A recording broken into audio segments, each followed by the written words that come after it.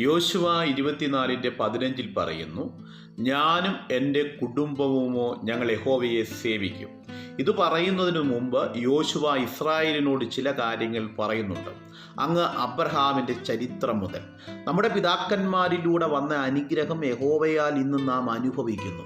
ആയതിനാൽ ഈ ദൈവത്തെ വിട്ട് നിങ്ങൾ അന്യ ദൈവങ്ങളുടെ അടുക്കലേക്ക് പോകരുത്, അന്യ ദൈവങ്ങളെ നിങ്ങൾ സേവിക്കരുത്. ഇനി നിങ്ങൾ അങ്ങനെ സേവിക്കുവാൻ പോയാലും ഞാനും എൻ്റെ കുടുംബവുമോ ഞങ്ങൾ യഹോവയെ സേവിക്കും. ഇത് പഴയ നിയമ വിശ്വാസിയായ യോശുവ പറഞ്ഞതാണെങ്കിൽ പുതിയ നിയമ വിശ്വാസിയായ നമുക്ക് പറയുവാനുള്ളത് പൗലോസിനോട് ചേർന്നാണ്. ക്രിസ്തുവിൻ്റെ സ്നേഹത്തിൽ നിന്ന് നമ്മെ വേർതിരിക്കുന്നതാർ? കഷ്ടതയോ, സങ്കടമോ, ഉപദ്രവമോ, പട്ടിണിയോ, നഗ്നതയോ, ആപത്തോ, വാളോ, ഇത് എന്തു വന്നാലും ക്രിസ്തുവിനെ വിട്ട് ഒരു ഭക്തന് പോകുവാൻ കഴിയത്തില്ല.